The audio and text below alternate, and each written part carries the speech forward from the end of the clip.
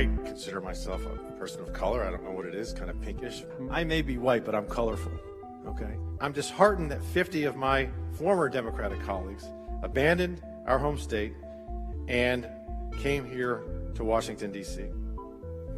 It's unfortunate that some, or more like, not the three here today, but more like carnival barkers than serious deliberative legislators.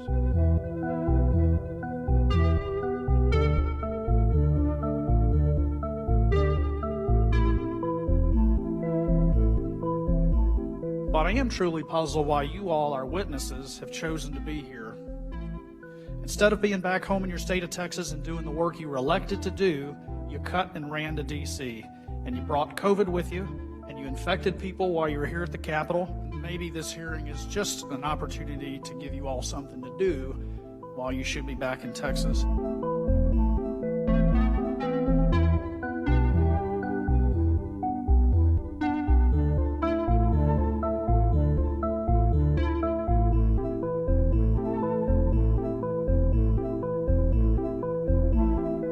I've been on my share of a lot of losing votes.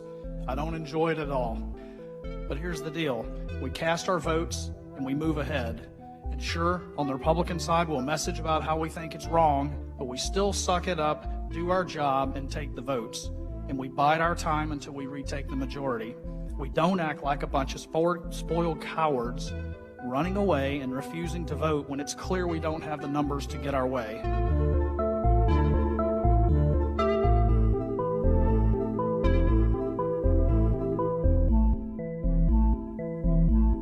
Do you believe this bill is going to be restrictive? You oppose the bill in its current form, so I'm guessing you don't think it's a good bill. Fair to say, yes or no? What I believe is that this is going to be harder on people, that they're going to be targeted for people of color to participate in the election process. So you would say it's at least it's racially maybe motivated, but certainly racially negative. It will have a disparate impact on people of color. And that's your view. We have 2 weeks of early voting in Texas. If we were to reduce that to 1 week, would you say that would have a disproportionate effect on people of color? I think you have to look at the totality of the circumstances. No, I mean, just say there's 2 weeks now. You can't just say it's that, though. It's more than that.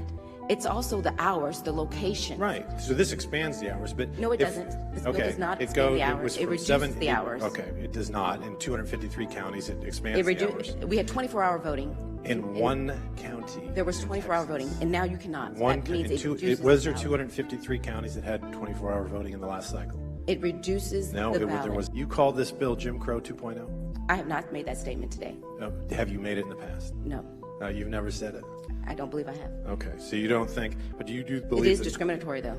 You do believe it's racially discriminatory? It does have a disparate impact on people of color. So do you believe that people that support this bill are practicing racial discrimination?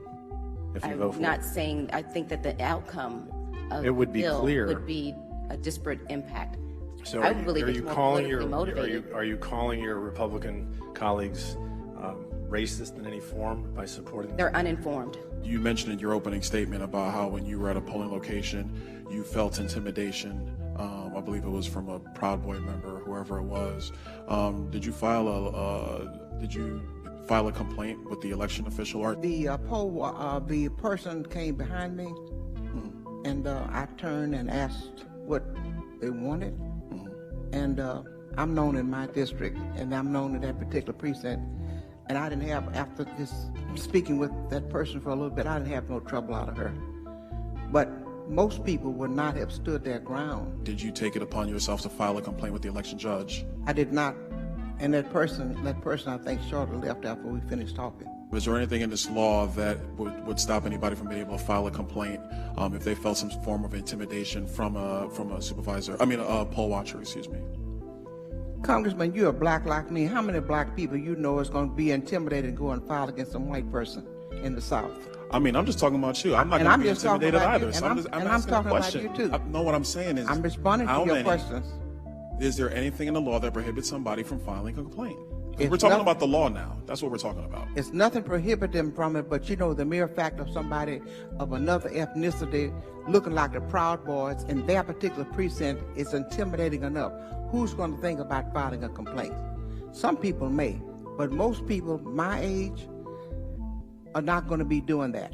They're going to be intimidated, and they're going to tell their friends, and their friends are not going to want to go back. And that intimidation, by any means that you want to announce, is still intimidation, and that is a suppression of the vote.